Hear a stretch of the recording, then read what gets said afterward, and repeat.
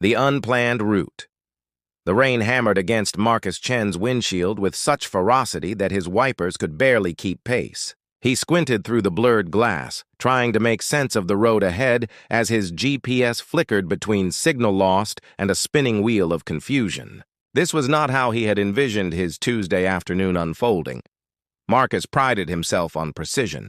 As a city planner for metropolitan development projects, every detail of his life followed a carefully constructed blueprint. His meetings were scheduled to the minute, his routes pre-planned and optimized, his backup plans had backup plans. Yet here he was, somewhere along what should have been Highway 47, completely and utterly lost. The storm had rolled in faster than the weather reports predicted, transforming what should have been a straightforward 2-hour drive to Fairmont City into a navigational nightmare. He was supposed to present the Riverside District proposal to potential investors at 4 o'clock sharp. It was now 3:15, and he had no idea where he was. His phone showed no signal bars. The road signs, when he could glimpse them through the rain, displayed names of towns he'd never heard of. Millfield Bay, Cedar Hollow, Saltwater Crossing. None of these appeared on his mental map of the region. Marcus pulled over beneath what appeared to be the only functioning streetlight for miles, watching the rain create rivers along the asphalt. His sleek sedan looked absurdly out of place on this narrow coastal road, like a penguin in a desert. Through the storm, he could make out the silhouette of a small town nestled against what might have been a harbor. He tried his phone again, hoping for even one bar of service to call his assistant Jennifer and explain his predicament. The investors would be furious. Months of preparation, detailed presentations, financial projections, all potentially wasted because he'd somehow ended up in what felt like the edge of the world. The irony wasn't lost on him. He spent his days planning efficient transportation networks, designing traffic flows that would prevent exactly this kind of situation. Yet here he sat, a victim of his own overconfidence in modern technology. A soft knock on his passenger window made him jump. Through the rain-streaked glass, he could see a figure in a bright yellow raincoat, gesturing toward the town. Marcus hesitated for a moment. This wasn't exactly how he'd imagined his day going, but rolled down the window slightly. "You look like you might be lost," called a warm voice over the sound of the storm. "There's a cafe just down the road where you can wait this out and get your bearings. This weather should pass in an hour or so." Marcus looked at his watch again, then at his useless GPS, then back at the stranger whose face he couldn't quite make out beneath the hood of her raincoat. Sometimes, he realized, even the best plans needed to be abandoned. "Thank you," he called back. "I think I'll take you up on that suggestion." Little did Marcus know that this unplanned detour would become the most important wrong turn of his life. The coffee shop sanctuary. Marcus followed the yellow raincoat through the winding streets of Millfield Bay, his sedan crawling carefully behind the stranger's confident stride. The town seemed to emerge from the storm like something from a storybook, weathered brick buildings with flower boxes still blooming despite the season, hand-painted signs swaying in the wind, and warm light spilling from windows that promised refuge from the tempest outside.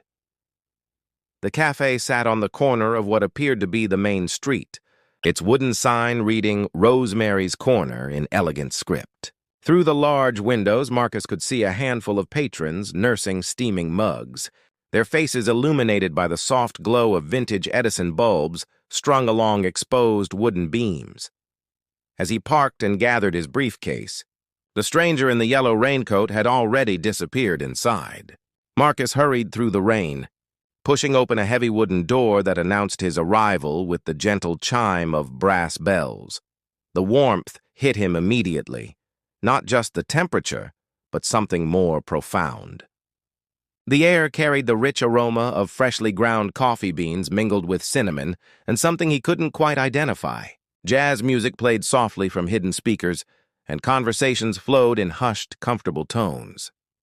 "You must be the lost traveler," came a voice from behind the counter. Marcus turned to see a woman with dark auburn hair pulled back in a messy bun, her green eyes bright with genuine curiosity. She was wiping her hands on an apron decorated with tiny coffee cups, and her smile had the kind of warmth that made strangers feel like old friends. Guilty as charged, Marcus replied, suddenly aware of how formal he must look in his tailored suit among the cafe's casual atmosphere. Though I'm not sure lost quite covers it. My GPS seems to think I've driven off the edge of the earth, she laughed, a sound like wind chimes on a summer evening. Well, you're not entirely wrong. Millfield Bay does have a way of existing outside the normal world. I'm Nora, by the way. Nora Blackwood. Welcome to my little corner of nowhere special. Marcus Chen, he said, extending his hand. Her handshake was firm, her fingers slightly stained with what might have been ink or flour. And thank you for the refuge. I have to admit, this wasn't exactly in my travel plans. The best adventures rarely are, Nora said, already moving toward the espresso machine with practiced efficiency. What can I get you? Coffee strong enough to power a small city, or something more gentle to ease you back into the world of the living? Marcus found himself studying her movements as she worked. There was something mesmerizing about the way she operated the vintage espresso machine, her hands moving with the confidence of someone who had found their perfect rhythm. Everything about her seemed to flow naturally, in stark contrast to his own carefully choreographed existence. Surprise me, he heard himself saying, though that wasn't like him at all. Marcus Chen didn't do surprises. He did research, comparisons, informed decisions based on careful analysis. A man who lives dangerously. Nora grinned, steaming milk with theatrical flair. I like that. So, Marcus Chen, what brings a city planner to our humble slice of the coast? Yes, I can tell what you do. It's written all over you. The way you automatically assessed the cafe's layout when you walked in. How you're probably already thinking about traffic patterns and zoning ordinances. Marcus felt his cheeks warm slightly. Was he really that transparent? Am I that obvious? Let's just say you have the look of someone who likes things in their proper place, Nora said, sliding a perfectly crafted cappuccino across the counter. The foam art on top formed a delicate leaf pattern. Nothing wrong with that, mind you. The world needs people who think things through. But sometimes, she gestured toward the rain-soaked windows, sometimes the world has other plans. As Marcus took his first sip, and had to admit it was possibly the best coffee he'd ever tasted, he found himself truly looking at Nora Blackwood for the first time. There was something in her eyes that spoke of stories untold, of places seen and experiences gathered like souvenirs. She had the bearing of someone who had lived fully, not just existed efficiently. So what's your story? He asked, surprising himself again with his directness. How does someone end up running a coffee shop in Millfield Bay? Nora's expression shifted slightly, becoming more thoughtful. That's a long story for a stormy afternoon. Are you sure you have time for it? Marcus glanced at his watch, then at his silent phone, then back at Nora's expectant face. For the first time in years, he realized, he had absolutely nowhere else he needed to be. I've got all the time in the world, he said, and meant it completely. Extended stay. The storm had indeed passed within an hour, just as Nora predicted, but Marcus's problems had only begun. His sedan sat in the parking lot of Reliable Rick's Auto Repair with its hood up, looking like a patient undergoing surgery. Rick himself, a mountain of a man with grease-stained overalls and surprisingly gentle hands, delivered the diagnosis with the bedside manner of a country doctor. Well, city boy, your alternator's shot, and I'm afraid your transmission's not feeling too spry either, Rick said, wiping his hands on a rag that had seen better decades. Storm probably didn't cause it, but the stress of all that stop-and-go driving in heavy rain sure didn't help matters none. Marcus felt his carefully ordered world tilt slightly off its axis. How long are we talking about for repairs? Parts alone will take 3, maybe 4 days to get here. Millfield Bay is not exactly a priority destination for auto suppliers. Then there's the labor. Rick scratched his graying beard thoughtfully. I'd say you're looking at a week minimum. A week. Marcus had never been anywhere for a week without planning it months in advance. He had meetings, deadlines, a presentation that was probably already being rescheduled. His assistant Jennifer was likely fielding increasingly frustrated calls from the Fairmont investors. There's the Millfield Inn just up the street, Rick continued, seemingly oblivious to Marcus's internal crisis. Mabel runs a clean establishment, and her blueberry pancakes are legendary. You could do worse for a forced vacation. Forced vacation. The phrase felt foreign in Marcus's mouth as he trudged back toward town, his leather shoes squelching slightly on the still damp sidewalks. He'd called Jennifer from Rick's ancient landline, endured her barely concealed panic about the rescheduled meeting, and somehow convinced his firm that the world wouldn't end if he was unreachable for a few days. The Millfield Inn turned out to be a 3-story Victorian painted in cheerful yellow with white trim. Mabel Hutchinson, the proprietor, was exactly what Central Casting would have ordered for a small-town innkeeper. Silver hair in a neat bun, twinkling eyes behind wire-rimmed glasses, and the kind of smile that made you feel like you'd just come home after a long journey. "Room 12 has the best view of the harbor," she said, handing him an actual metal key rather than a plastic card. "And don't you worry about being stranded here, dear. Millfield Bay has a way of growing on people." From his window, Marcus could see the harbor Mabel had mentioned, a small but picturesque collection of fishing boats and sailboats bobbing gently in the evening light. Beyond them, the ocean stretched to the horizon, painted in shades of gold and pink by the setting sun. It was beautiful, he had to admit, but beauty didn't get his car fixed or his life back on track. His phone buzzed with a text from Nora. "Heard through the grapevine that you're our newest temporary resident. Cafe closes at 8, but I usually stay later to do paperwork. Company welcome if you're interested." Marcus stared at the message for several minutes. He should use this evening to reorganize his schedule, make contingency plans, minimize the damage from this unexpected disruption. Instead, he found himself walking back down the inn's creaking stairs and onto the lamp-lit streets of Millfield Bay. Rosemary's Corner looked different in the evening light, more intimate somehow, with most of the day's customers gone and Nora moving quietly between tables, wiping surfaces and collecting abandoned coffee cups. She looked up as the brass bells announced his arrival, her face brightening with genuine pleasure. "The stranded city planner returns," she said with a grin. "How's the inn treating you?" "Like a time traveler who's landed in 1952, Marcus replied, then quickly added, "Not that there's anything wrong with that. It's just different." "Different can be good," Nora said, returning to her cleaning routine. "Grab a seat anywhere you like. Can I interest you in some dinner? I make a mean grilled cheese and tomato soup combo." As Nora disappeared into what he assumed was a small kitchen behind the counter, Marcus found himself really looking at the cafe for the first time. The walls were covered with an eclectic mix of photographs, some clearly professional travel shots of far-flung destinations, others more personal snapshots of Millfield Bay and its residents. Bookshelves lined one entire wall, their contents ranging from classic literature to travel guides to what appeared to be local history. "You're studying my wall of memories," Nora called from the kitchen over the sound of sizzling. "Butter, these are incredible photographs," Marcus called back. "Are they yours?" "Guilty. Occupational hazard of a former travel writer. I have a hard time going anywhere without documenting it." Former travel writer. That explained the worldly confidence he'd sensed in her, the way she seemed equally at home discussing exotic destinations and small-town gossip. When she returned with his meal, and it was indeed possibly the perfect grilled cheese sandwich, he couldn't help but ask the obvious question. "So how does someone go from travel writing to running a cafe in Millfield Bay?" Nora settled into the chair across from him with her own cup of tea, her expression growing thoughtful. "Life happened, I suppose.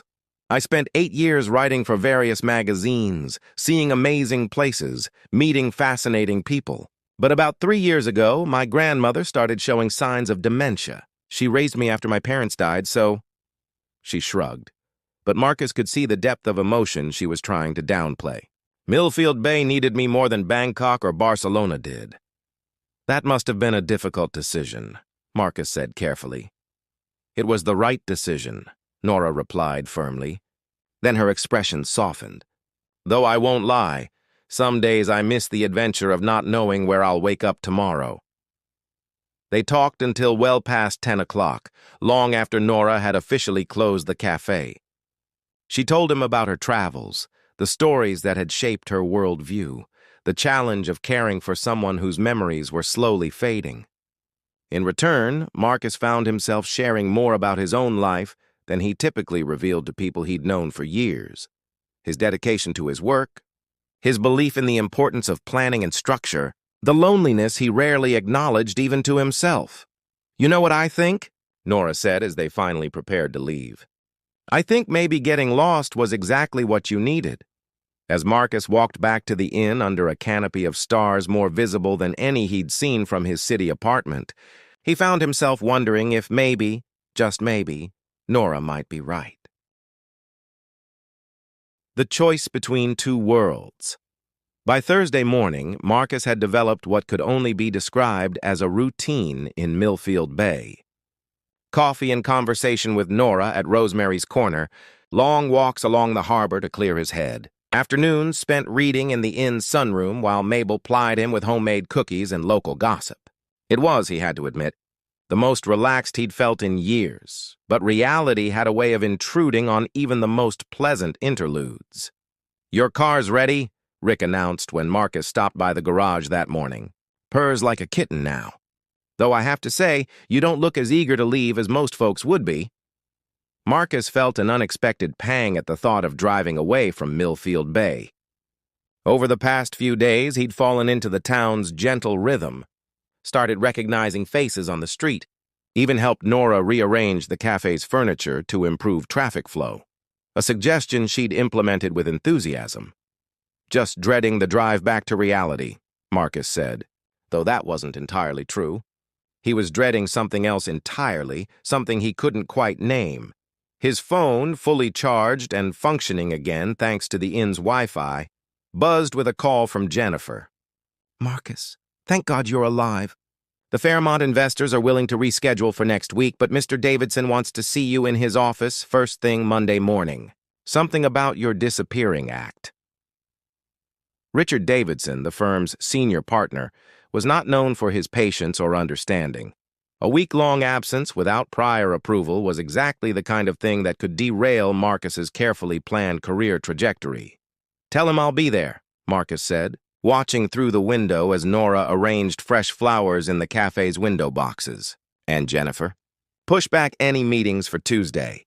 I have a feeling Monday is going to be a long day." That afternoon, Marcus walked the harbor one final time, trying to memorize the details he'd grown fond of.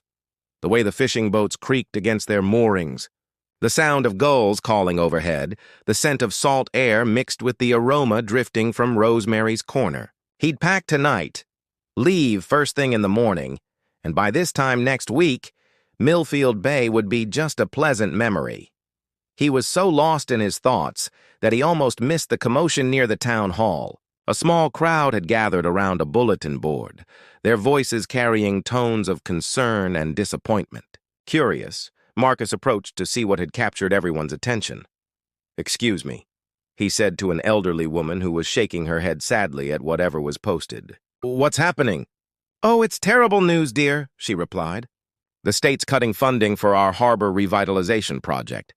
Without it, we'll lose the matching federal grants, too. The town's been planning this for 3 years. New seawalls, improved docks, better drainage systems. Now it looks like it's all falling through." Marcus found himself reading the official notice with professional interest. The project description was ambitious but poorly structured, the budget projections unrealistic, and the timeline completely impractical. No wonder the state had pulled funding. The proposal read like it had been written by well-meaning volunteers rather than experienced professionals. "This is a shame," said a familiar voice behind him. Marcus turned to find Nora approaching, her expression troubled.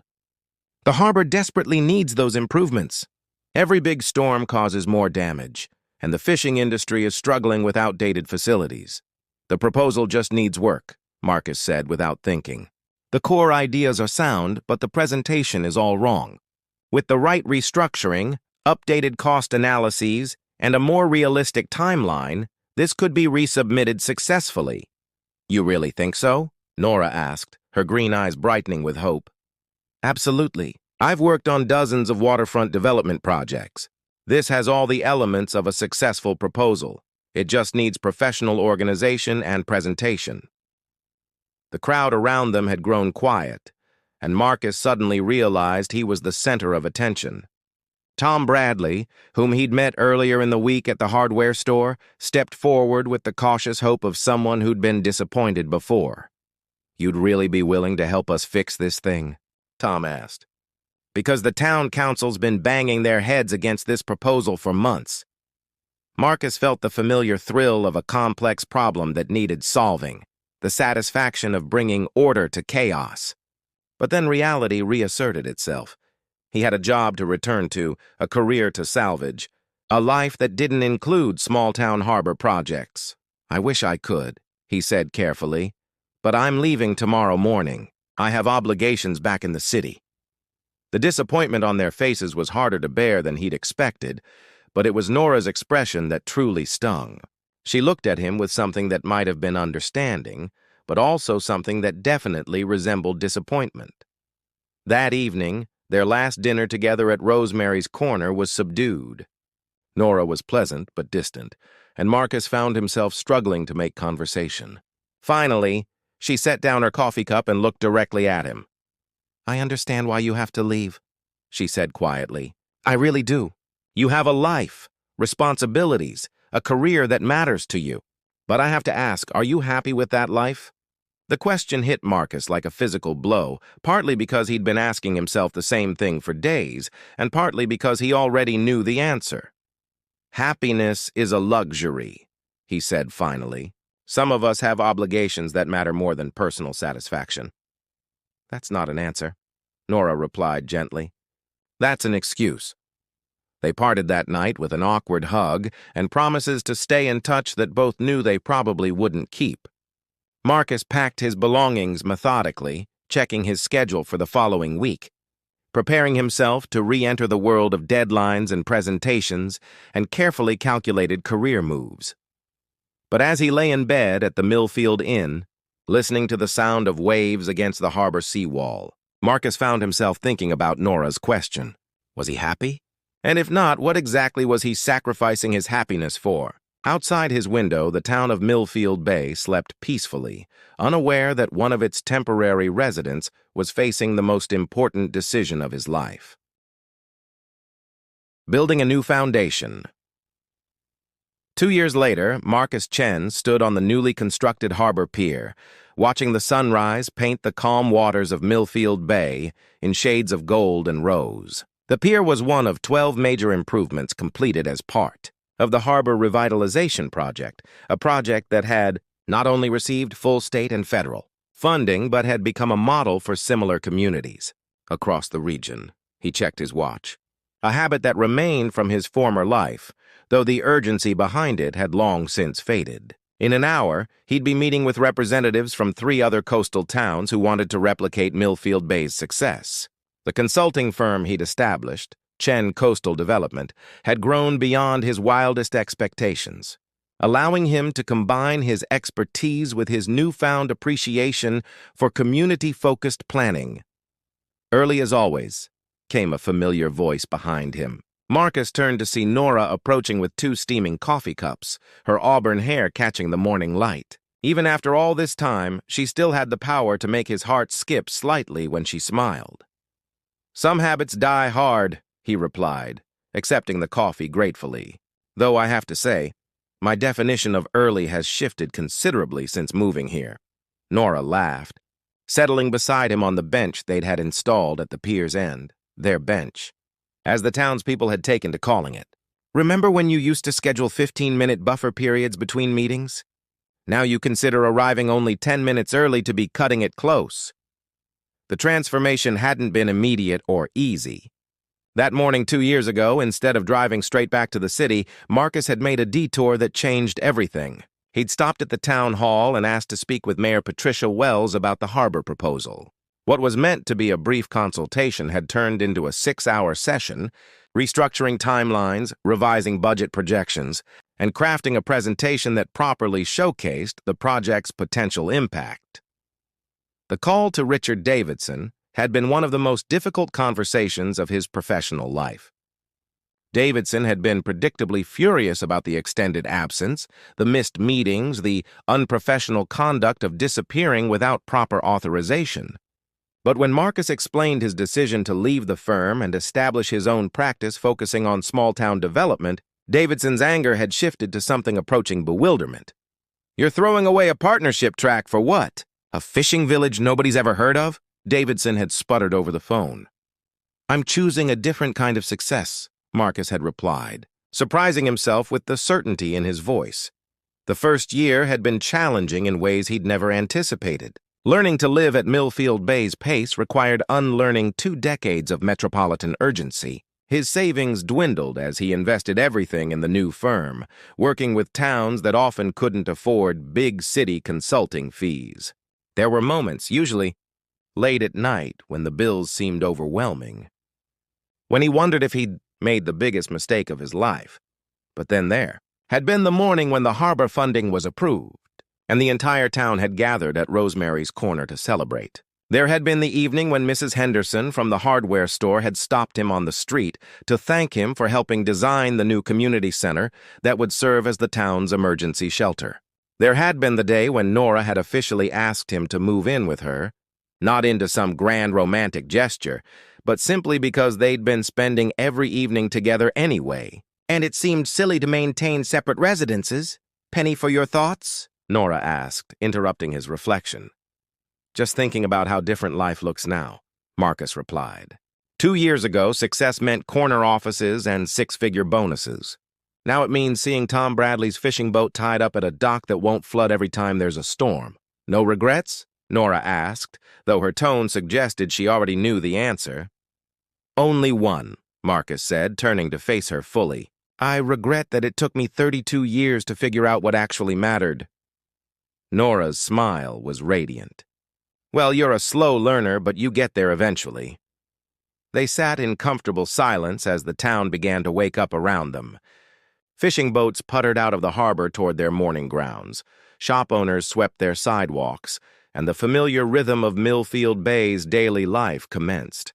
In a few hours, the pier would be busy with tourists who came specifically to see the miracle of Millfield Bay, the small town that had transformed itself into a model of sustainable coastal development. Marcus's phone buzzed with a message from his latest client, a town in Maine that wanted help designing a waterfront restoration project. Next month, he and Nora would travel there together.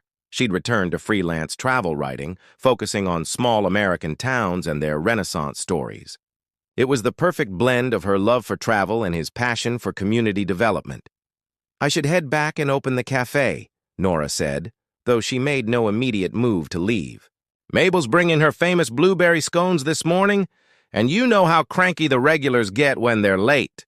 5 more minutes, Marcus said, reaching for her hand. "I want to remember this moment." "Which moment?" Nora asked. "All of it," he replied, gesturing toward the harbor, the waking town, the life they'd built together. The moment when everything finally makes sense. As they sat on their bench watching Millfield Bay come to life, Marcus reflected on the strange turns that had brought him here. A wrong turn in a storm, a broken-down car, a week that was supposed to be an inconvenience. All of it had led to a life he never could have planned but couldn't imagine living without. Sometimes, he'd learned the best destinations were the ones you never meant to find, and sometimes getting lost was the only way to discover where you truly belonged. The morning sun climbed higher, painting the restored harbor in brilliant light, and Marcus Chen, former city planner, current small-town consultant, and permanent resident of Millfield Bay, smiled at the perfect imperfection of the life he'd stumbled into, one wrong turn at a time.